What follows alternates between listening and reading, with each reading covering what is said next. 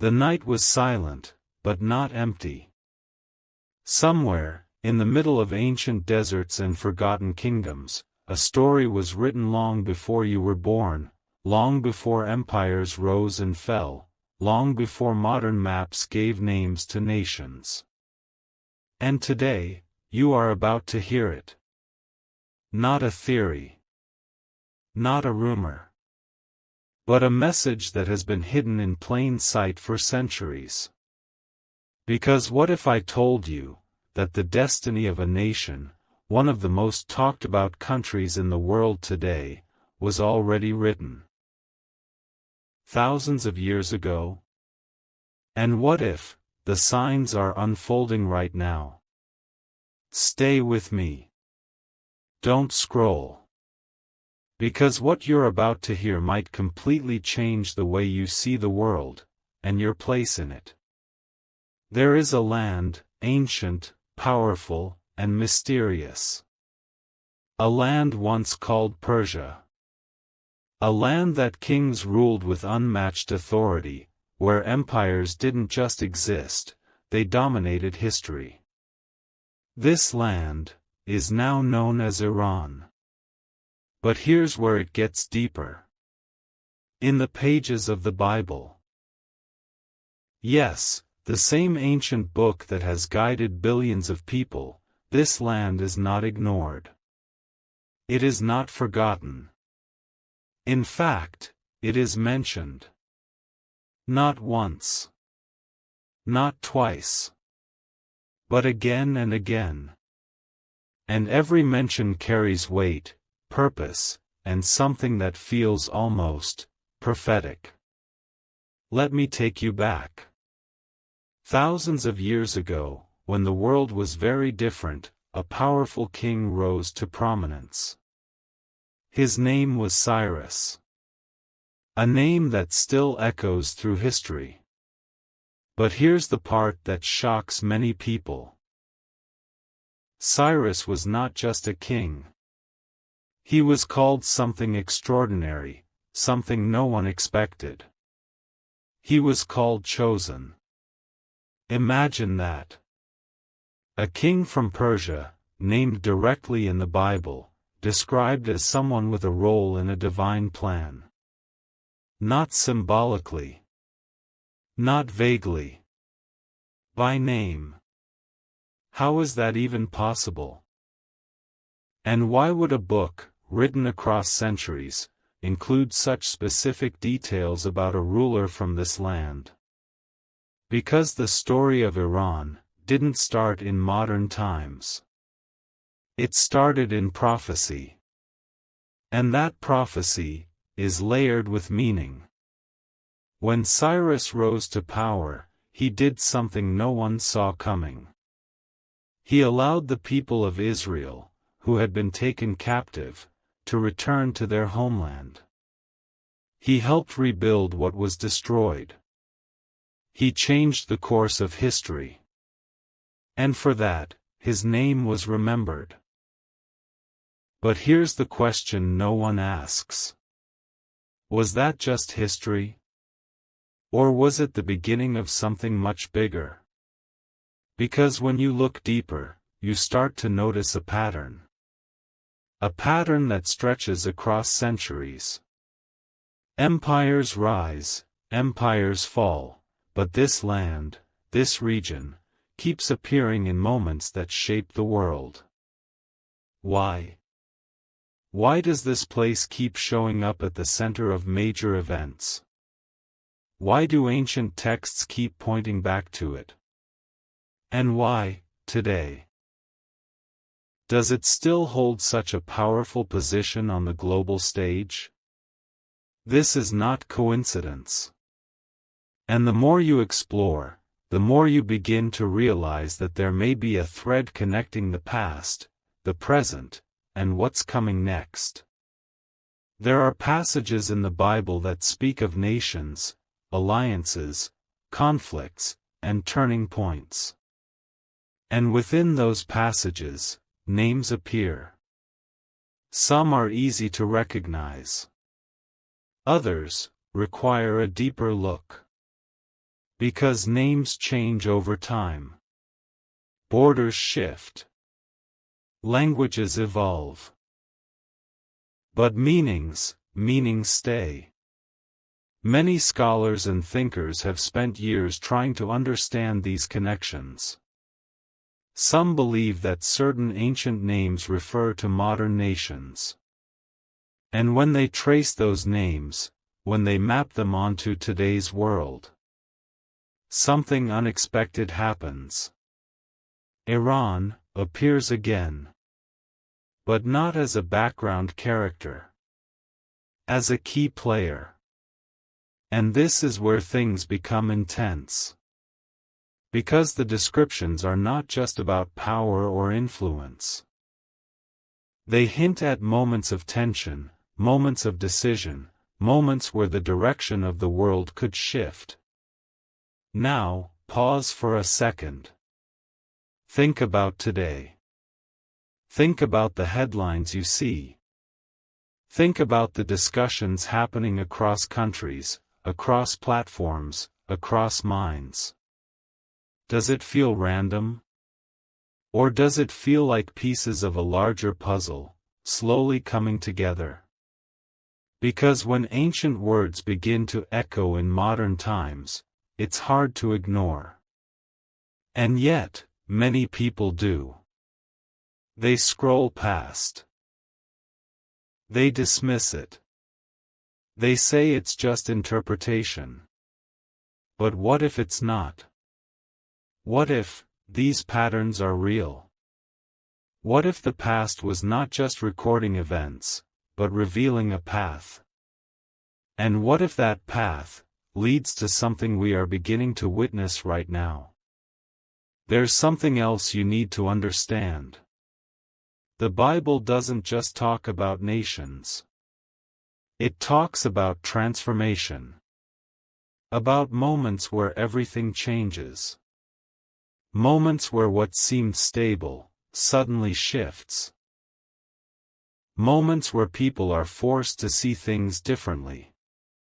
And often, those moments are connected to specific places. Specific regions. Specific players. Iran has been one of those places, again and again. But here's the part that most people miss. The story is not just about a nation. It's about timing. Because timing changes everything. The same event, at a different time, can have a completely different impact. So the real question is not just what is written, but when it begins to unfold. And this is where it becomes personal. Because you are not just watching history. You are living in it. You are part of a generation that is seeing changes happen faster than ever before. Information spreads instantly. Events unfold rapidly. And the world feels unpredictable. But what if it's not unpredictable at all? What if there is a structure, a pattern, a design? And what if understanding that design gives you a different kind of awareness? A different kind of clarity? Because when you start to see connections, you start to ask better questions. And when you ask better questions, you start to see deeper truths. Truths that are not always comfortable, but are impossible to ignore. So let me ask you something. Have you ever felt that something bigger is happening? That there's more beneath the surface? That the world is moving in a direction, but no one is explaining why? You're not alone. Many people feel it. They just don't have the words for it. But sometimes, those words have already been written. Long ago. Waiting to be understood. The story of Iran, in the Bible, is not just a historical reference. It's a signal. A signal that points to influence, to involvement, to significance. And when signals repeat, across time, across contexts, across generations, they demand attention. Not fear. Not panic. But awareness. Because awareness changes how you see everything. And once you see it, you can't unsee it. So as we move forward, as we go deeper into this story, you're going to start noticing things you never noticed before. Connections you never considered. Questions you never asked. And by the end of this journey, you may not look at the world the same way again. Because sometimes, the past is not behind us. It's speaking to us. Right now. And what it's saying is something you need to hear. This is just the beginning. The moment you start connecting the dots, something inside you shifts. Because now, it's no longer just a story. It becomes a realization. A realization that the world you see on the surface is only a fraction of what's actually unfolding. And as we go deeper, the picture becomes clearer, and at the same time, more intense. Because Iran's presence in ancient scripture doesn't stop with one king, or one moment in history. It continues. And every time it appears, the message becomes stronger. Let me take you further. There is an ancient name, one that many people overlook because it sounds unfamiliar today. That name is Elam. At first glance, it might not mean much. But when historians and scholars trace it back, they find something astonishing. Elam is directly connected to the region we now call Iran. And suddenly, those ancient passages don't feel so distant anymore. They feel relevant. Because when Elam is mentioned, it's not random. It appears in moments of warning, moments of change, moments where something significant is about to happen. Why would that be? Why would this region, this land, keep appearing at critical points? And here's where things become even more powerful. Some passages describe Elam as a place that will experience transformation. Not just politically. Not just socially. But deeply, fundamentally. A shift that affects everything. Now think about this carefully. Transformation doesn't happen without pressure. It doesn't happen without tension. And it doesn't happen without a buildup. So when ancient texts speak of a region going through change, it's not describing something small. It's describing something that shakes the foundation. And when you look at the modern world, you can't help but notice how often Iran is at the center of conversations, conflicts, decisions that ripple across continents. Is that coincidence? Or is it part of a pattern that has been unfolding for centuries? Because the more you look, the harder it becomes to ignore. But there's another layer to this. Another name. Another connection. One that makes this story even more intense. The name is Persia. You've heard it before. It's the ancient identity of Iran. And in the Bible, Persia is not hidden. It is clearly present. It is acknowledged. It is involved. But what's fascinating is not just its presence. It's its role. Persia is often shown as powerful, influential, deeply connected to major turning points. Not on the sidelines, but at the center. And that tells us something. It tells us that this land, this nation, has always carried weight. Not just historically, but prophetically. And when something carries that kind of weight, it doesn't just disappear. It evolves. It adapts. It continues to play a role, even when the world changes around it. Now here's where it becomes personal again. Because understanding this is not just about knowledge. It's about awareness. Awareness of how patterns repeat. Awareness of how history echoes. Awareness of how ancient words can align with modern realities. And when you start to see that alignment, you begin to realize that we might be living in a time that was spoken about long ago. A time where certain regions, certain nations, step into the spotlight. Not by accident, but by design. And Iran continues to be one of those nations. But there's something else you need to understand. Not every mention is about power. Some are about struggle. Some are about challenge. Some are about moments where everything seems uncertain. And yet, those moments often lead to something bigger. Because in many of these passages, after the tension, after the shift, there is a sense of outcome.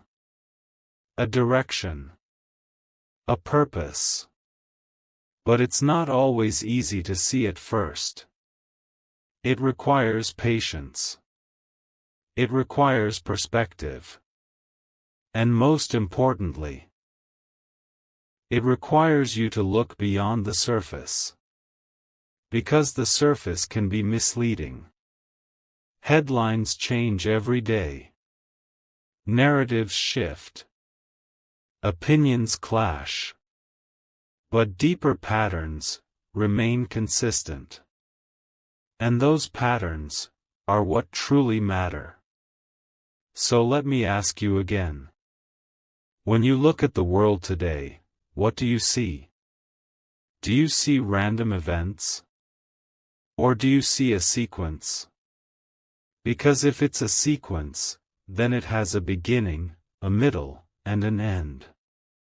And if it has an end, then it's going somewhere. The question is, where? And that's what makes this so compelling. Because the Bible doesn't just describe events. It hints at direction. It points toward outcomes. Not always in obvious ways, but in ways that become clearer over time. And as time passes, those hints start to feel less like mystery, and more like revelation. Now, pause with me for a moment. Imagine living thousands of years ago. No internet. No modern technology. No global communication. And yet, writing words that would still be discussed, analyzed, and connected to real-world events thousands of years later. How is that possible? How can something written so long ago still feel relevant today? That's the question that keeps people thinking. That's the question that keeps people searching.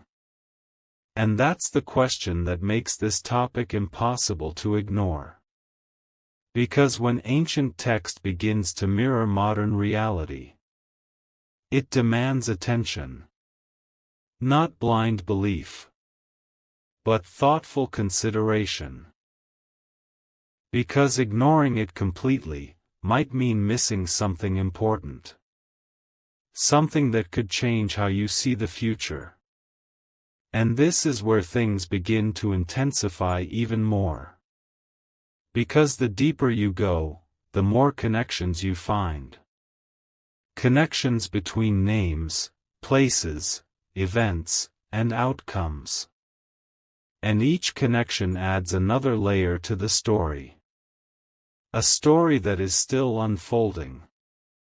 A story that you are witnessing in real time. But here's the truth. Not everyone will see it. Not everyone will connect the dots. Some will dismiss it. Some will question it. And that's okay. Because awareness is a choice. A choice to look deeper. A choice to question. A choice to explore. And right now, you're making that choice. You're still here. Still listening. Still thinking. Which means, something about this is resonating with you. And that matters. Because sometimes, the most important realizations come quietly. Not with noise. Not with headlines. But with a moment of clarity. A moment where everything starts to make sense, even if just a little.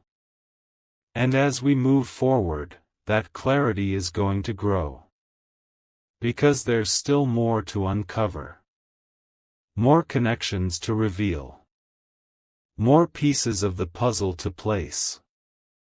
And as each piece falls into place, the picture becomes harder to ignore. Because this isn't just about Iran. It's about a bigger story.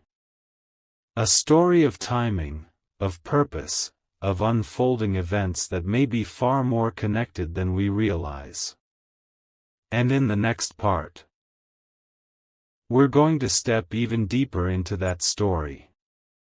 Into the passages that many people overlook. But that carry some of the most powerful implications. What they reveal might surprise you. Because sometimes, the most important messages are the ones hidden in plain sight. Now here's where everything begins to shift, in a way you didn't expect. Because up until now, we've been connecting names, places, and patterns. But in this part, we go deeper than that. We step into the passages that are often read quickly, sometimes skipped, but rarely understood in their full weight. And what they reveal is not just history.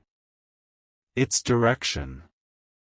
There is a moment in ancient scripture where multiple nations are described together. Not randomly.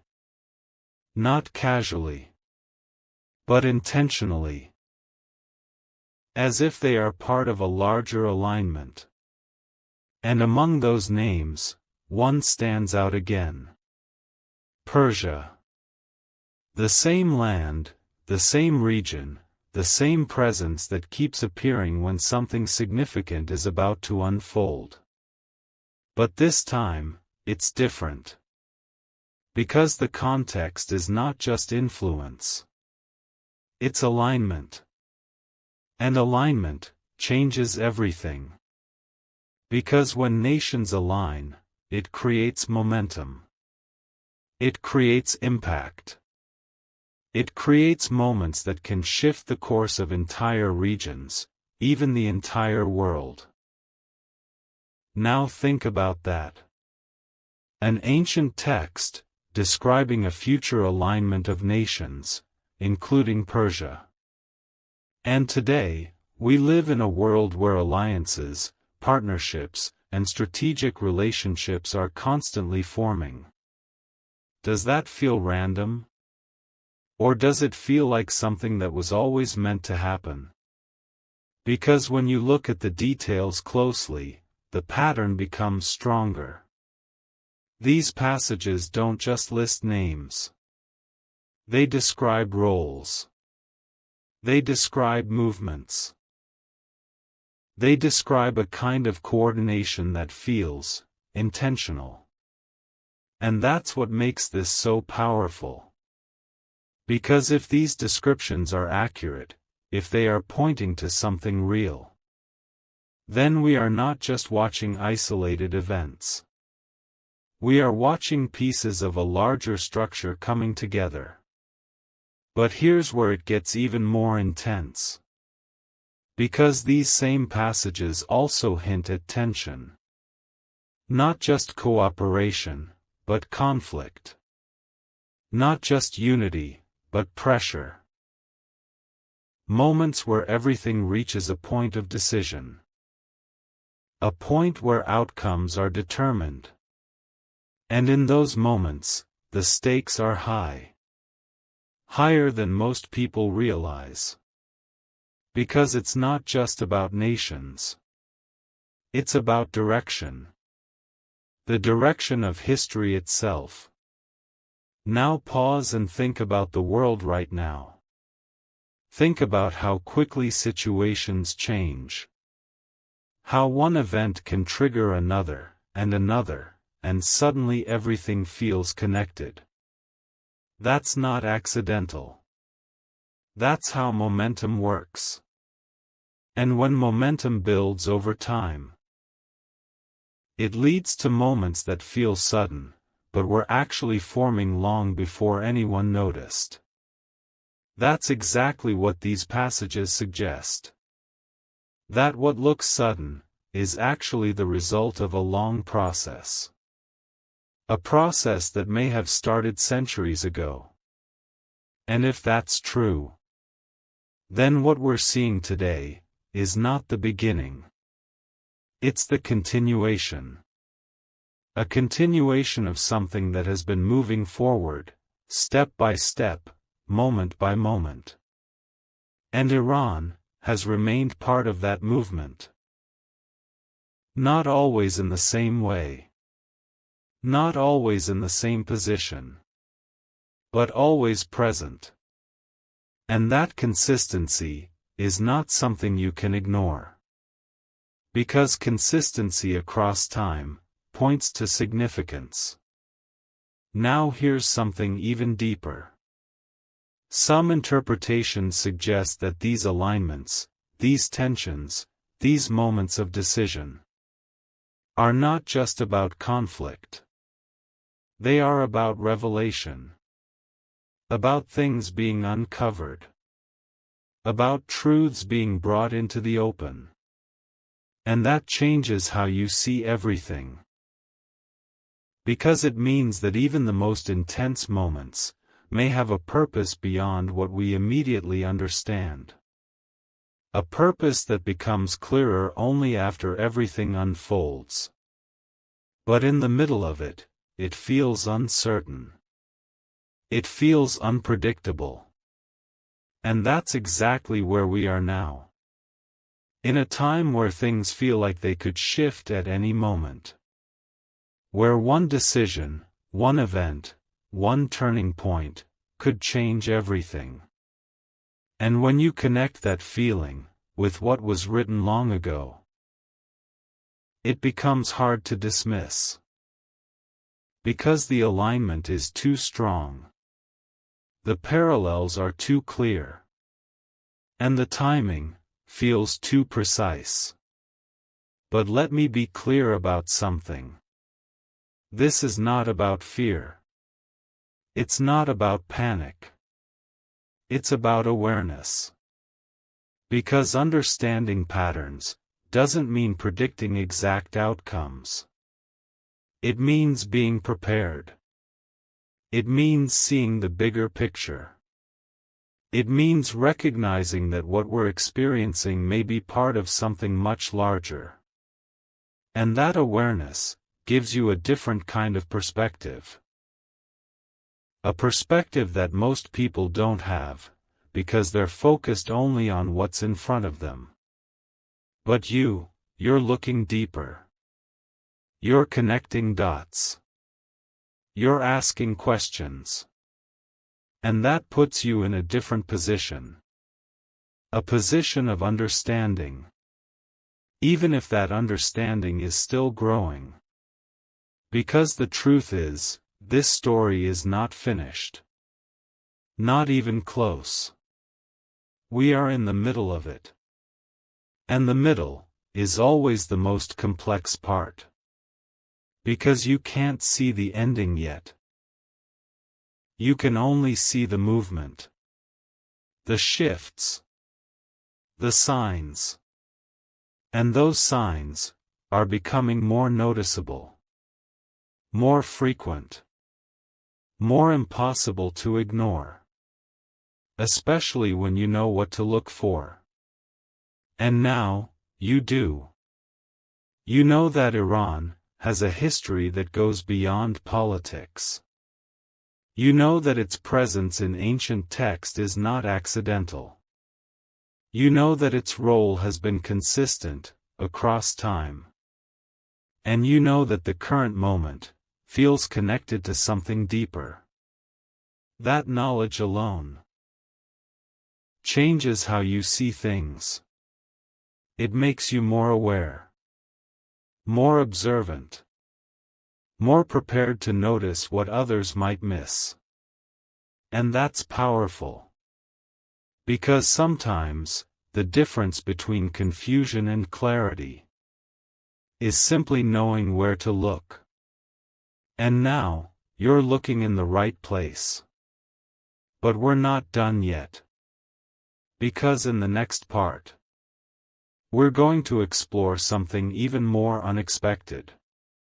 Something that brings all of this together in a way that is hard to ignore.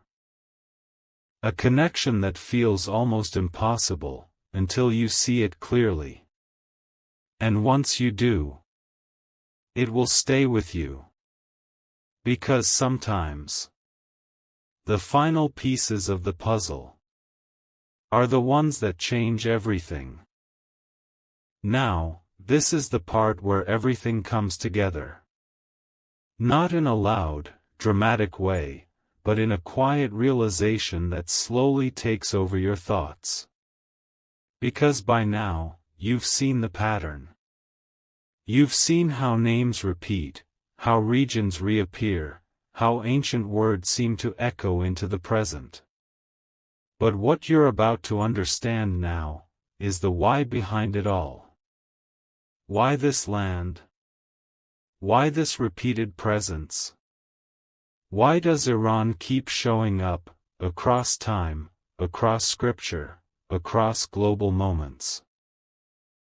The answer is not simple. But it is powerful.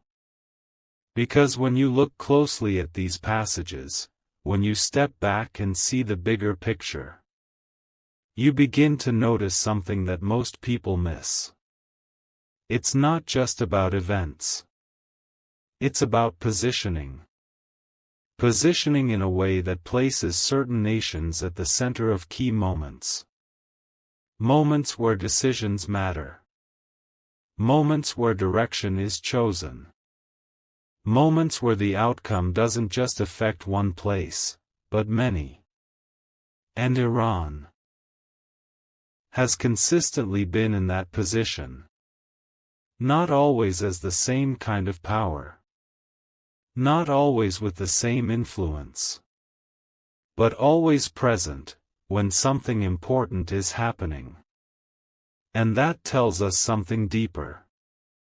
It tells us that this is not random. It tells us that this is not coincidence. It tells us that there is a pattern, a structure, a kind of unfolding that connects the past to the present. But here's where it becomes even more real. Because when you understand positioning, you start to understand timing. And timing is everything. Because the same nation, in a different moment, can play a completely different role. The same event, at a different time, can lead to a completely different outcome. And when ancient texts speak about nations, they are not just naming them. They are placing them within moments. Specific moments. Moments that carry weight. Moments that carry consequence. Now think about today. Think about how often Iran is part of global conversations.